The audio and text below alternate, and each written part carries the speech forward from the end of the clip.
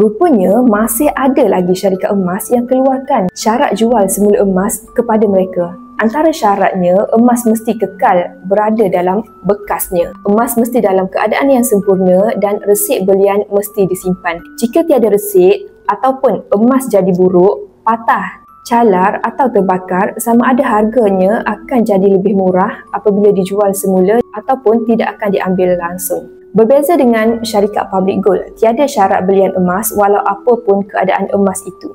Nilai beliannya masih kekal sama seperti emas yang sempurna bentuknya. Tuan-puan boleh tengok sendiri di sini. Semalam saya telah membantu salah seorang daripada penyimpan emas saya untuk jual semula item emas miliknya. Emas tersebut tidak berada dalam keadaan yang sempurna pun, tetapi public gold terima sahaja emas walau apa keadaan sekalipun tanpa perlu resit belian. Kata penyimpan emas saya, emas-emas ni beliau beli dengan jumlah sekitar RM2,000, tetapi semalam dengan kenaikan harga emas dan dijual pula kepada public gold yang menawarkan harga belian tertinggi, beliau dapat sekitar RM14,000. Jadi duit tersebut beliau terus alihkan kepada simpanan emas dalam akaun Gap. Tahniah kepada Puan R. Jadi bagi tuan-puan yang ada emas terpakai ataupun nak jual emas, jual sahaja di syarikat public gold. Tuan-puan boleh pergi ke mana-mana cawangan public gold yang berdekatan dengan tempat tuan-puan berada untuk jual emas tuan-puan. Untuk siapa-siapa yang belum lagi ada akaun, boleh terus refer pin video saya untuk buka akaun emas dulu untuk memudahkan transaksi jual beli emas tuan-puan. Dah ada akaun nanti, saya guide tuan-puan sehingga faham. Semoga bermanfaat.